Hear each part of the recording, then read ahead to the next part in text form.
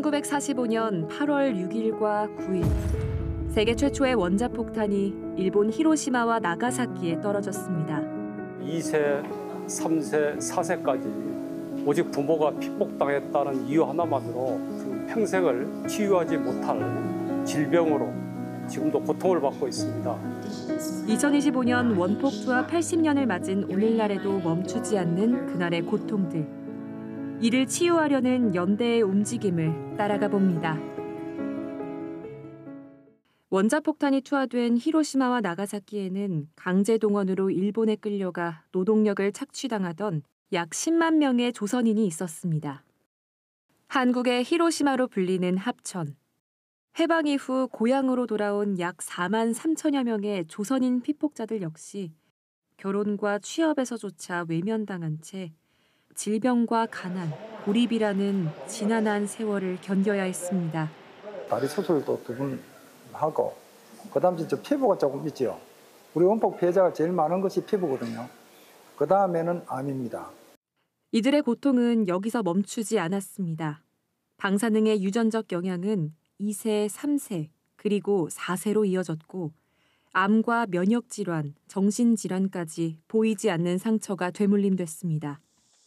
원폭 피해 1세를 위한 국내 유일한 시설인 합천 원폭 피해자 복지회관의 정원은 104명이지만 현재 입소 인원은 60여 명. 원폭 2세, 3세 환우는 법적 피해자로 인정받지 못해 입소조차 할 수 없습니다.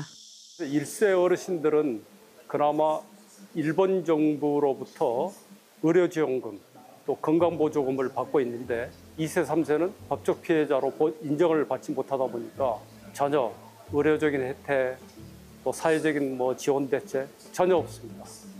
80년이 다 되도록 그런 고통 속에서 살고 있습니다. 변화의 움직임은 오히려 해외에서 시작되고 있습니다. 올해 히로시마현 요코타 미카 부지사 일행이 처음으로 한국 원폭 피해자 협회를 공식 방문한 겁니다. 요코타 부지사는 세상을 떠난 한국인 피폭자들의 위패를 참배하고 피폭자들과 만나 이야기를 나눴습니다. 일본인으로서 조선인 피폭자의 존재를 일본 사회에 알리고 그들의 아픔을 기록하는 이도 있습니다.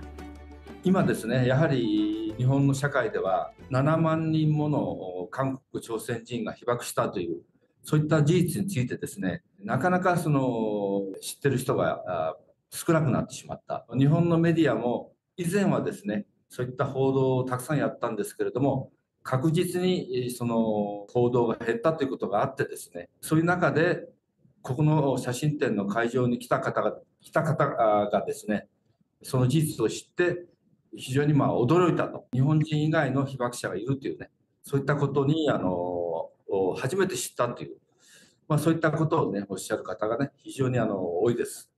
北で暮らす被爆者たちはですね、全く専門的な被爆者としての治療を受けることができてないという状況があってですね、私が一番最初に会った時に、その両手に包帯をした状態でね、インタビューに応じてくださったんで、私は非常にね、驚いたんです。 해마다 합천에서는 한 세기의 고통을 기억하는 평화의 대회가 열리는데요. 올해는 원폭 투하 80년을 맞아 마셜 제도, 카자흐스탄, 콩고, 타히티 등 세계 7개국의 피폭 생존자들이 처음으로 함께 증언의 자리에 올랐습니다. As someone whose people have experienced the devastating impact of nuclear weapons firsthand, I empathize with the profound loss and grief they cause. The last bomb was detonated 4 years before I was born, so I wasn't alive for any of the actual detonations, but a lot of people in my family were, and that generational impact continues to affect me today.